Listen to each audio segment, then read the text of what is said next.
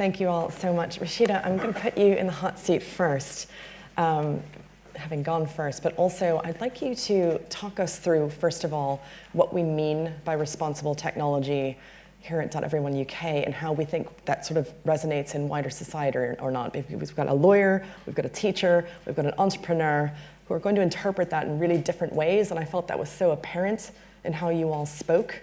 So how do you see it from your perspective as a lawyer? Oh, as a lawyer. Yeah. So I actually really like Doteveryone's definition, which is requiring some type of assessment of the social impact and not creating greater harm or unforeseen harm. But from a legal perspective, I often view things through, in the United States, we call it a disparate impact framework, and more globally, there's like two different notions around how you can see it. And this, I often frame it as like the equity versus equality equation. So it's equality is you treat everyone the same, and equity is where you can recognize differences and different like structural and systemic problems that lead to different people being at different levels, and you try to just level the playing field. So you're taking into account those differences. And I think when I think about the definition of responsible tech, I lean towards the equity model, and that we're not all the same, as your presentation shows. And I don't think, I think that's why I frame those two questions, because I think you can do an assessment where a technology on its face seems neutral and it actually does have some benefits, but if you're not accounting for sort of broader problems within society or structural systemic forms of bias, then you can have a tech that is reinforcing those same problems and can actually be more harmful in the end. And I was going to give some examples, but for some reason I think I got how long I had thrown off. But one that I think is kind of an example of where I think the technology is doing something good and trying to acknowledge the broader structural and systemic problems is this company called Block, and it's based in the US and actually was started by this student at NYU Law who I met, and I was like, this is such a good idea. And there, they use natural language processing to both create resume and cover letter templates, as well as providing feedback with the goal of reducing unemployment amongst college graduate students of color. And the thinking there is because that's a demographic, and I can say this from my own experience, that does not get serviced by career service and may not have access to networks, mentors, and other traditional means of being prepared for the job market, and may not even know this is how your resume should look if you're looking for certain jobs. So it helps fill that void, but it's also acknowledging the problem with the actual problem in society, or the root cause of the problem is that, one, not everyone is getting access to the same services, and two, that has resulted in this sort of disparate outcome within the job market. So I'll stop there, but that's the way I think about it. No, that's fascinating. And what you're sort of talking about in terms of equity versus equality made me think, with regards to your presentation, Mark, that here in the UK, we know everybody talks about how important tech is. It's if your kid wants to get a good job and be paid well and have an exciting career, go into tech. But the amount of children who are graduating with A levels in computer science is actually really shockingly low. Yeah. And how do we encourage people? So, if you're from certain backgrounds, is that even on your menu of options that you're considering for yourself? Do you understand what other sort of supporting subjects you might need to study to grow the pipeline, to create the awareness that would then feed into the job market later? How are you seeing that from your perspective as a teacher? Yeah, it's really interesting. I think now we live in an age where the millennials want a purpose. They want to really invest into something greater. Long gone are the days where, for myself, my parents would tell me work hard at a job and put your head down. And I think that a lot of companies now have to be giving young people a purpose, a real kind of passion to actually pursue this. Because many times I tell students, come to the coding club. So we're not coming to the coding club. But if I told them to come to the coding club to level up their skill sets or to really home into some of their passions, they will come for that. And I think that we've done a bad job over the years. One, telling the young generation what job roles are. Because if I got some of my students to come here today and ask what jobs you do, they'll probably be baffled by that. And I think that that's one of the things that we need to be better at in terms of how do we define what job roles are, what does career paths look like, what does real success looks like in businesses. And I think that the traditional way that we've done it in the past will have to change and be more connected to that younger generation. It's one of the things that I noticed in the United Kingdom. They're very good at talent spotting children for cybersecurity. So the National Cybersecurity Centre runs a Cyber First Girls competition, and they talent spot girls as young as 12. And when I interviewed them earlier this year for a show on the BBC, they were saying if they had budget and scope, they'd be going for them as young as 5. Because there's this age, right, where all of a sudden puberty kicks in and expectations and all the biases that we put on children about who even works in cybersecurity. And if you talk to these girls, they sound exactly like cybersecurity practitioners. What fires them up about cybersecurity is exactly the same thing. It's just that it's coming out of the mouth of a 12-year-old, so you're like, this is so weird, right? So it's fascinating what you say there in terms of how do we even just look at kids and think, you're the next problem solver, you're the next entrepreneur, you're the next lawmaker who's gonna draft the regulation that protects us. I'll give you a joke, because one of the things that I started to do, I started to invite a lot of edtech companies. These are companies that think that they've got the silver bullet for education and that they will come in with their brand new piece of technology and it will change the world of education.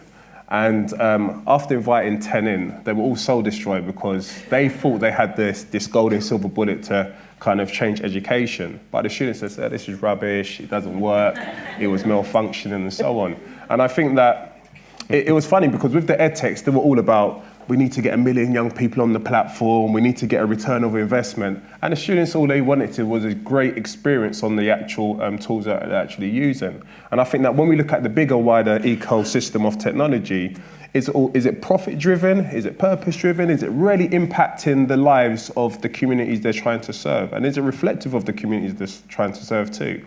Because I don't want to come in 10 years and come back to a similar meeting like this and say, well, we're still in the same situation, because that's young lives that we need to impact now, because we know that lots of things are changing in the UK, and I think there's a great opportunity to change it now. On that note of change, Hayden, I want to challenge you in a constructively spirited way about sharing data. So we have to talk about sharing data because you brought it up in your presentation. Yeah. It's in the news every day. Is it an ethical, is it a responsible decision that you as a business have to make about whether or not you might be running your data practices, for instance, very well, but if you choose to share data with companies that might not, or that we know are not, in fact, how does that affect you as a business? How do you make that calculus, and how do you justify the value of that to your customers? Yeah, it is a very hard and knotty problem to unpick. So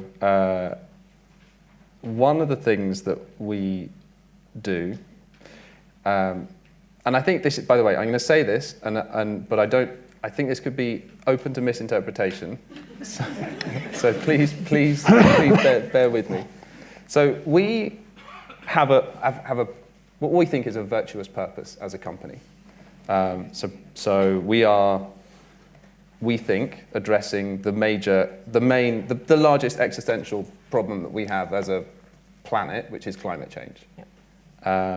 Now, the reason I said that this is sort of, you might be taking the wrong way. We're not. What I'm about to say is we don't think that just because we're trying to solve that problem, we can just break all the other rules and behave completely irresponsibly in pursuing that single goal.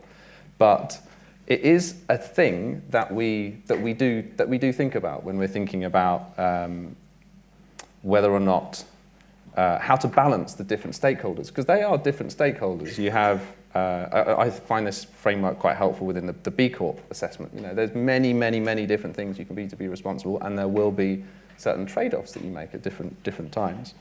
And so for us, when we're making these decisions, we are in some way, I would say, this is dangerous to saying this, but we are to some extent emboldened by our purpose. Now, let's put that to one side. Then the second thing that is very important for us is to be very, very open and transparent about how we're making these decisions. So that's why we send dedicated messages about the way in which we're treating people's data. And we try and write it in the absolute, like, plainest, simplest English so that people can understand it. We track whether or not people have opened the emails. And so for us, that sort of transparency about the way we're making those choices, these are choices that we don't just make within, say, one small team within the company. We'll make them within the whole company. We'll discuss them in the community forums. We'll then send messages out to our members. We'll invite members to feed back on us. So I think sharing data is a very is a very difficult choice that we make. I mean, I keep on saying things are difficult. It's not very useful. But do your clients have the option to opt out if they didn't want their data being shared with some of your partners? Absolutely. For instance, Facebook. Absolutely. That was on the message that I showed on screen. So as soon as somebody says that they don't want that to happen, we have an instant way of preventing that from occurring. Right. So that's one way also of helping with responsibility would be you give them control, exactly. transparency, and. But I do think that it's important to recognise the power of like the default decision, which then places responsibility back on the company, which is setting whatever that default decision is. So yes, you can ask people what they want, but you have friction is a very powerful force, and you can have a big influence on the decisions that people make, depending on where you put that friction.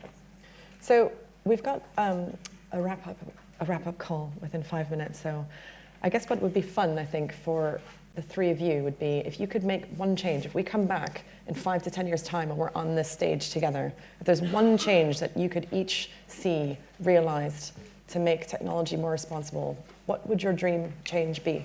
So a chance to think, because you were just answering that question. Rashida, do you want to go first? Oh, I'm like, what? The dream.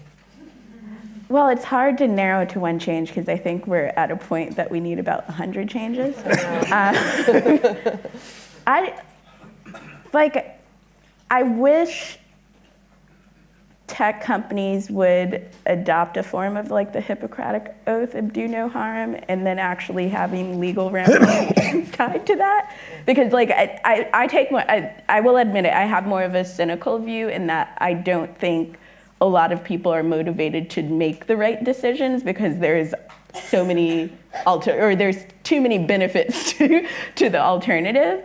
So, and this is, I think, one of the challenges with the debate around ethics in AI, and that like ethics are principles, but they're not requirements. You can say you understand the ethical principles and then just skirt around them. So, and I think you only get to a point where people start to make the better decisions after being forced to.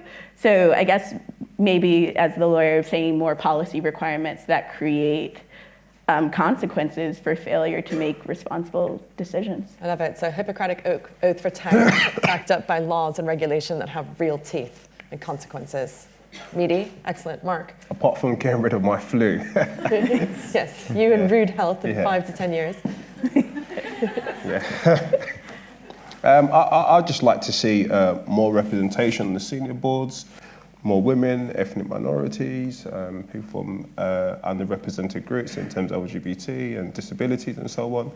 And having a general conversation, bringing more people to the party to discuss these issues, because I think we're now living in a world where we're trying to get to that global market, or we're on that global market stage. It's about how can we have those transparency and conversations. And I rightly agree, it's about how can we punish those companies, hit their pockets when they get it wrong? Because we're seeing it more and more every day in news headlines where companies are now saying, yes, we actually did get it wrong a couple of years ago. And it's impacted so many different lives. And we need to have some immediate action on that straight away, for me personally, because it's now, we used to say data was the new gold, now it's trust. Do we really trust these systems that we're actually, spending all our time and investing in? So, yeah. Wonderful, thank you. Hayden, what would your change be? For me, it would be that the public debate around these issues has progressed to a level where consumers are able to make choices between different companies around the way that company operates. So we have some quite nascent movements around things like B Corp, and B Corp is a very rigorous way of assessing a company's social and environmental responsibility. We don't really have, not all companies are obliged to track those sorts of measures.